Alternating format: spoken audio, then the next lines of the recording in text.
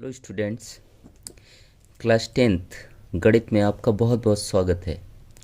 आज मैं आपको चैप्टर नंबर 8 जिसका नाम है त्रिकोणमिति उसका परिचय कराने वाला हूँ।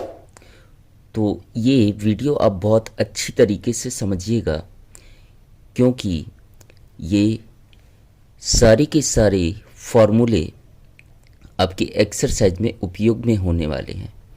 इनके बिना आप कोई भी प्रश्न हल नहीं कर सकते हैं, इसलिए इस वीडियो को बहुत अच्छे से समझिएगा। तो सबसे पहले आता है त्रिकोणमिति का परिचय। तो पहले यहाँ पर आप एक त्रिभुज बना लीजिएगा इस तरीके से।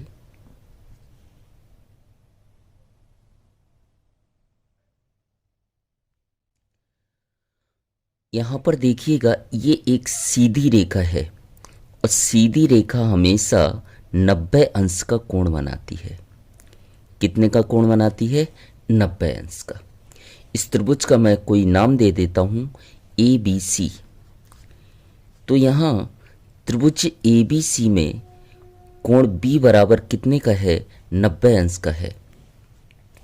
यहाँ पर मैं लिख देता हूँ त्रिभुज ABC में कोण B बराबर 90 अंश। और जब किसी त्रिभुज में एक कोण 90 अंश का होता है तो उसे हम समकोण त्रिभुज कहते हैं। 90 अंश को क्या कहा जाता है? समकोण त्रिभुज। 90 अंश को हम समकोण कहते हैं। तो त्रिकोणमिति के जो भी सूत्र हैं वो सारे के सारे इसी समकोण त्रिभुज पर आधारित होते हैं। तो आपको नोट करके यहाँ पर कुछ पॉइंट लिख लेने हैं। पॉइंट नंबर 1, 90 अंश के सामने की भुजा हमेशा कर्ण कहलाती है। 90 अंश के सामने की भुजा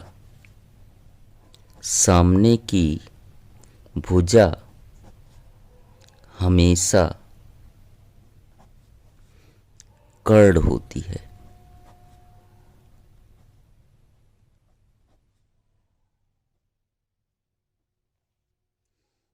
अब पॉइंट नंबर 2 ध्यान दीजिएगा।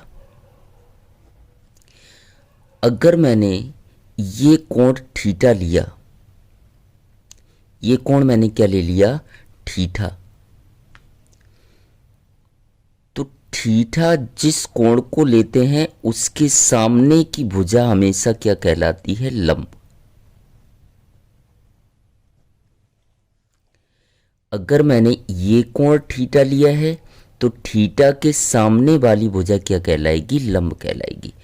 अगर मैंने ये कोण थीटा लिया तो इसके सामने वाली ये भुजा क्या कहलाएगी?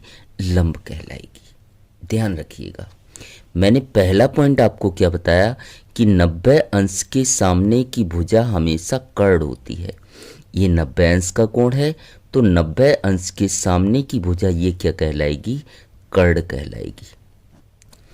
अब मैंने इस कोण को थीटा लिया है तो थीटा के सामने की भुजा हमेशा क्या कहलाती है? लंब। और नीचे वाली जो रेखा है ये तो कर्ण हो गया, ये लंब हो गया, तो ये जो रेखा बची है उसे हम क्या बोलेंगे? आधार। तो यहां पर ये भी हम लिख देंगे कि कोण के सामने की भुजा, कोण क्या लिया मैंने? थीटा के सामने की भुजा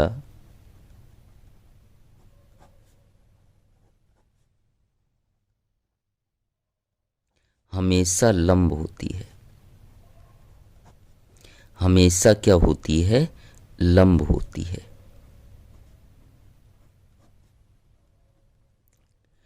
आपको अगर कहीं तकलीफ हो रही हो तो आप वीडियो को बार बार देखिएगा तो आपको अच्छे से समझ आएगा।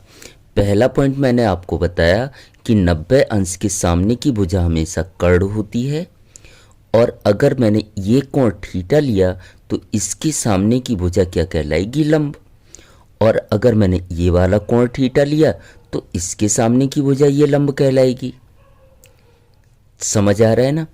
तो ये कोण मैंने थीटा लिया है, तो इसके सामने की भुजा ये लंब हो गई, 90 अंश के सामने की भुजा कर्ण हो गई, तो बची हुई भुजा क्या होगी, आधार होगी।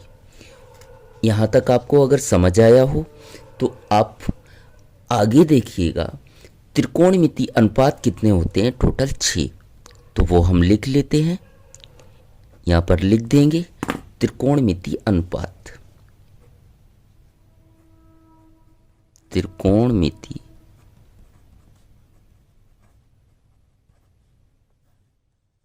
अनुपात। त्रिकोणमिति अनुपात हमेशा कितने होते हैं, 6।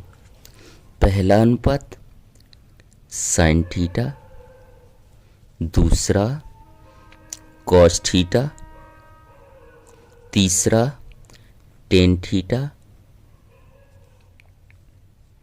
उसके बाद कॉट सेक और कॉसेक। ये आपको लाइन में याद रखने हैं। साइन के बाद क्या आता है, कॉस, कॉस के बाद टेन, टेन के बाद कॉट, फिर सेक, फिर कॉसेक। अब इनके हम सूत्र किस प्रकार से बनाएंगे देखिएगा। तो एक इसका शॉर्ट ट्रिक है जिसका नाम है लाल बटे कक्का। यहां पर एल क्या है, लंब, यहां हम लिख देंगे एल क्या होगा, लंब, ए क्या होगा, आधार, और के क्या होगा, कर्ण। यहीं से हम ये सारे के सारे सूत्र बना लेंगे। तो पहला क्या होता है, साइन, दूसरा क्या होता है, कॉस, तीसरा क्या होता है, टेन। पहला क्या होगा, साइन थीटा, मतलब साइन थीटा होगा पहला, तो क्या होगा, लंब बटे कर्ण। दूसरा क्या होगा, कॉस थीटा। मैंने आपको क्या बताया, आपको क्रम में याद रखने हैं, पहला साइन, दूसरा कॉस, तीसरा टेन। तो पहला साइन थीटा, तो साइन थीटा क्या हो जाएगा, लंब बटे कर्ण। दूसरा क्या होगा, कॉस थीटा, आधार बटे कर्ण। तीसरा क्या होगा, टेन थीटा, लंब बटे आधार। तो हम यहाँ पर लिख लेंगे, पहला क्या होता है, साइन थीटा, तो लंब बटे कर्ण। पहला क्या हो जाएगा, लंब बटे कर्ण। दूसरा क्या होगा, कॉस, तो आधार बटे कर्ण। दूसरा क्या हो जाएगा, आधार बटे कर्ण। पहला साइन, दूसरा कॉस, तीसरा टेन, लंब बटे आधार। तीसरा क्या हो जाएगा, लंब बटे आधार। अब बाकी के जो 3 बच्चे हैं किस तरीके से करना है, अभी मैंने ऊपर से लिया था साइन कॉस टेन, अब हम उल्टे लेंगे यहाँ से। पहला क्या होगा, कॉट, तो पहला हो जाएगा कॉट, मतलब आधार बटे लंब। पहला क्या आएगा, आधार बटे लंब। पहला साइन, दूसरा कॉस, तीसरा टेन, फिर कॉट। अब होगा सेक, सेक का क्या होगा, कर्ण बटे आधार। क्या होगा, कर्ण बटे आधार। कॉट सेक। अब कोसेक, कोसेक का क्या हो जाएगा, कर्ण बटे लंब। क्या हो जाएगा, कर्ण बटे लंब। इस तरीके से आपको ये त्रिकोणमिति जो अनुपात 6 दिए हैं उनके आपको फॉर्मूले ये शॉर्ट ट्रिक से बना लेने हैं। अब चलते हैं आगे। अब आगे कुछ और फॉर्मूले होते हैं। तो सबसे पहले यहां हम सारे के सारे त्रिकोणमिति अनुपात लिख लेंगे। Sine theta, cos theta, tan theta, sec theta,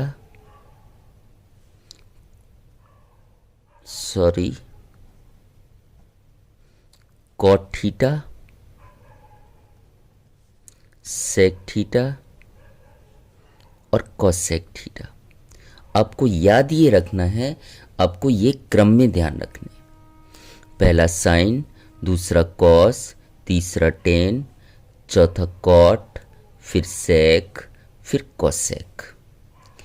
अब क्या करना है, पहले का जोड़ा आखिरी वाले से बनाना है आपको। मतलब साइन का उल्टा क्या होगा, कॉसेक। तो इसका फॉर्मूला हो जाएगा साइन थीटा बराबर 1 साइन का जोड़ा मैंने किससे बनाया, कॉसेक से। तो साइन थीटा बराबर क्या हो जाएगा, 1 कॉसेक थीटा। इसी प्रकार से कॉसेक का उल्टा क्या होगा, साइन। तो कॉसेक बराबर हो जाएगा 1 साइन थीटा। साइन का जोड़ा मैंने कॉसेक से बनाया, इसी प्रकार से कॉस का जोड़ा किससे बनेगा, सेक से। तो कॉस का जोड़ा मैंने किससे बनाया, सेक से। मतलब कॉस किसका उल्टा होगा, सेक का। तो कॉस थीटा बराबर होगा 1 सेक थीटा। इसी प्रकार से सेक का उल्टा क्या होगा, कॉस। तो सेक थीटा बराबर क्या आएगा, 1 कॉस थीटा। यहां तक आपका क्लियर हुआ। तो अब आगे चलते हैं। टेन का जोड़ा किससे बनेगा, कॉट से। तो टेन का उल्टा क्या हो जाएगा, कॉट। तो 1 कॉट। और कॉट का उल्टा क्या होगा, टेन। तो क्या हो जाएगा 1 टेन थीटा।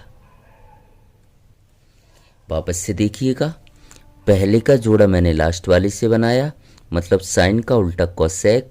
तो साइन थीटा बराबर क्या हो गया, 1 कॉसेक। इसी प्रकार से कॉसेक का उल्टा साइन। तो कॉसेक बराबर क्या होगा, 1 साइन थीटा।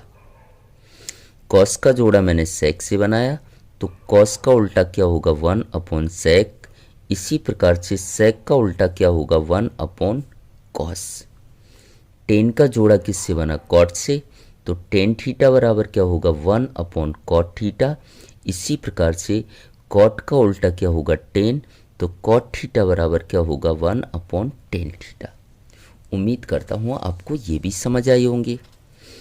अब समकोण पर आधारित कोई भी क्वेश्चन होता है तो आपको एक पॉइंट और याद रखना है, पाइथागोरस प्रमेय का इस्तेमाल करना है। पाइथागोरस प्रमेय। पाइथागोरस प्रमेय क्या होती है, कर्ण का वर्ग बराबर लंब का वर्ग प्लस आधार का वर्ग। पाइथागोरस प्रमेय में क्या होता है, कर्ण का अगर हम वर्ग करते हैं तो किसके बराबर आएगा, लंब के वर्ग के प्लस आधार के वर्ग के। उम्मीद करता हूँ सारे के सारे सूत्र आपको समझ आए होंगे और इन्हीं सूत्रों की मदद से हम प्रश्नावली 8.1 हल करेंगे। बाकी के जो भी सूत्र हैं उसका वीडियो मैं आपको लिंक में डिस्क्रिप्शन में दे दूंगा। अदरवाइज़ आप हमारे चैनल पर प्लेलिस्ट में जाकर चेक कर सकते हैं। अगर आपको वीडियो हमारा पसंद आया हो, चैनल पर पहली बार आई हो, तो चैनल को सब्सक्राइब ज़रूर कर लें और अपने दोस्तों में ज़्यादा से ज़्यादा शेयर करें। और इसी प्रकार के अन्य चैप्टर के वीडियो अगर आप देखना चाहते हो तो आप हमारे चैनल पर जाकर प्लेलिस्ट में सारे के सारे वीडियो देख सकते हैं। Thank you so much.